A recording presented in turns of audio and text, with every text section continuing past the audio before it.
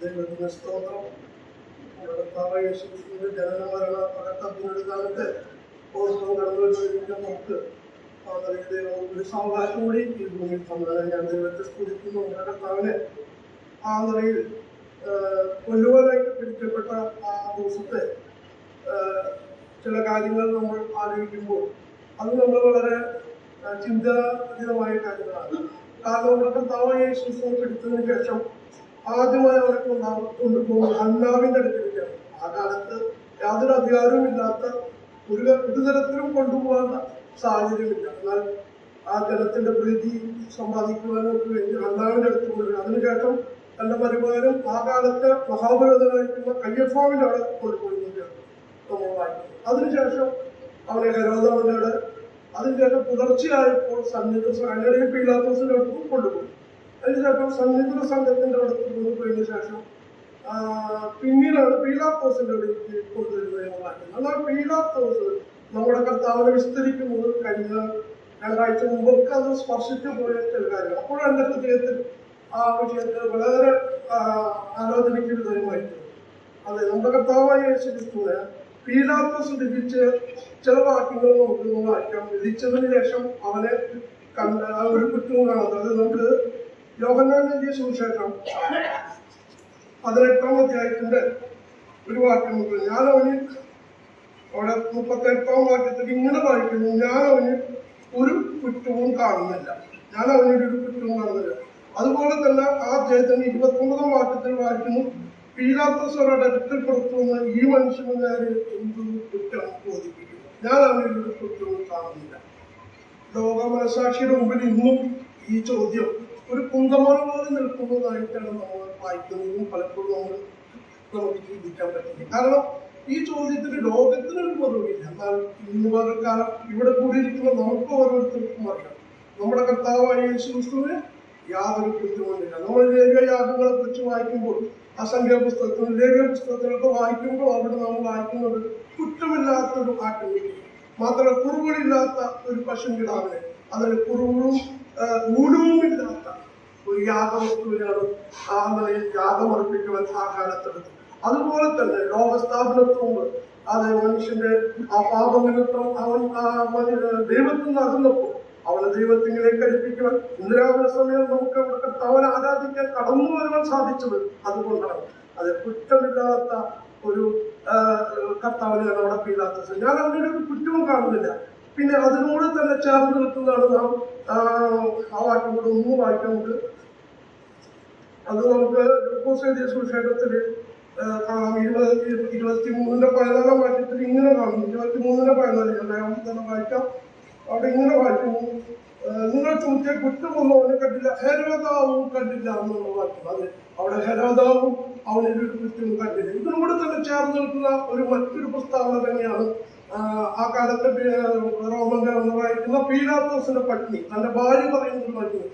അത് നിങ്ങൾ അവിടെ നാം വായിക്കുന്നത് ഇങ്ങനെയാണ്, ആ നീതിമാന്റെ കാര്യത്തിൽ നിങ്ങൾ ഇടപെടരുത്. ഞാൻ വാക്യങ്ങൾ എടുത്ത് വായിക്കുന്നതിന്റെ സമയത്തിന്റെ ആ കുറവുകൾ, ആ നീതിമാന്റെ കാര്യത്തിൽ നിങ്ങൾ ഇടപെടുക. അത് നമ്മുടെ കർത്താവായ യേശു നീതിമാനായിരുന്നു. നീതികെട്ടവരായിട്ട് നമുക്ക് വേണ്ടി ഒരു നീതമരണം നമ്മുടെ കർത്താവായ യേശു അനുഭവിക്കുകയാണ്.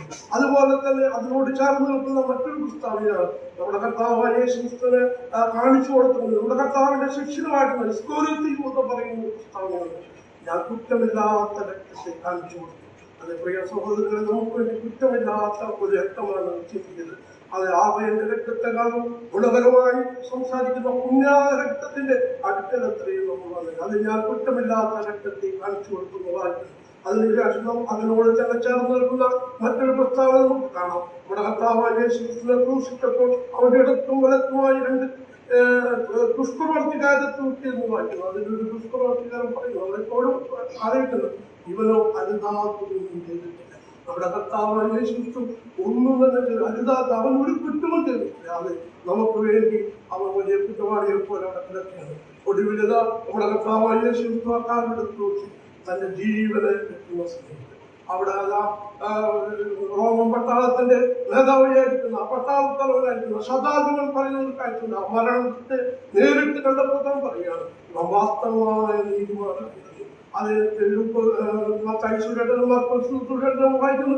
അവസാന ദൈവപുത്രൻ എന്നാണ് സദാചാരം പറയുന്നത്. എന്നാൽ സുശേഷത്തിൽ വായിക്കുമ്പോൾ അവിടെ കാണുന്നത് അവൻ സാക്ഷാൽ നീതിമാനായിരുന്നു. അത് ഇന്നലെ സമയം നീതിമാനായിരിക്കും നീതികെട്ടവരായിരുന്നു.